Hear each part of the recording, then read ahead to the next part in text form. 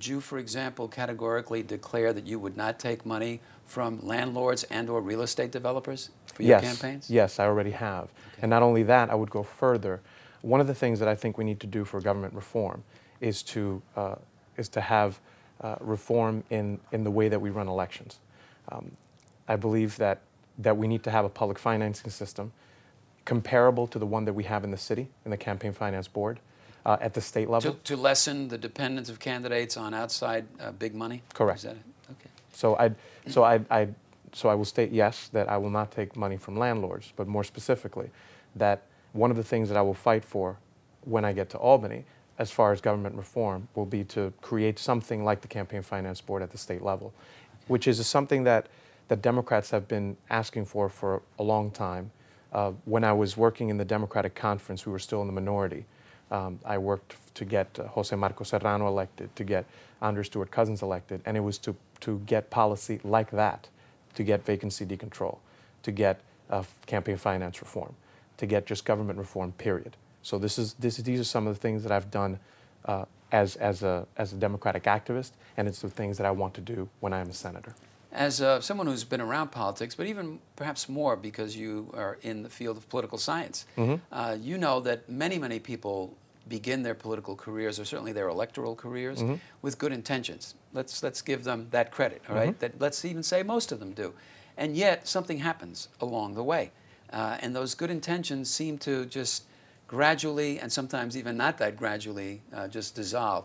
What are you going to do to make sure that Gustavo Rivera, who is talking now with those intentions, is not become a different Gustavo Rivera once you are actually in what many people consider the snake pit of Albany?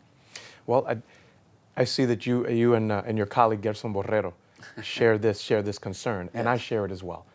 When I've been teaching for the last 11 years, I've always told my students, as I've been working in government, that they shouldn't demand less from us, but demand more. The only thing I can do is say that I will be accountable because I will make myself accountable. I will not take a year and a half to open up a district office. I will be in my district constantly.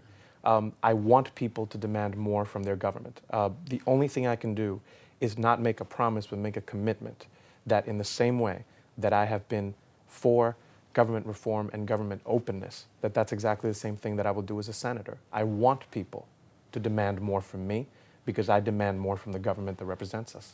How would you kind of push your agenda in Albany, where, again, our show goes out nationally, so many people may not necessarily be familiar with what's going on in Albany, but essentially there's stalemate. They seem incapable of passing a budget. They seem incapable of making tough decisions. It seems to be a government of each man for himself and trying to get, and woman, yes, for themselves, to try to get whatever goodies they can that will help their reelection. In that equation, how will you try to make things different? The only thing I can do is just bring the same type of having the conversations with people on an everyday basis, both the people that are in government. I would just try to do as best as I can to explain to them the way that the policies that are being passed or not passed impact my constituency. I will talk to them on a daily basis about the need for change and reform. I will not stop being a leader on that issue. And I will continue to bring attention to it. I do believe that sunlight is the best disinfectant. So in the same way that I would want to bring sunlight to my actions so that people know that I am accountable, I want to also direct that light to the rest of the institution. So the only thing I can do is talk daily to my colleagues about the importance of doing the things that we need to do to change and make government better and more responsive to the people that we represent, and insist from the people that they demand more of us. You know, when I'm in the middle of it, I look forward to having this conversation a year from now. Okay.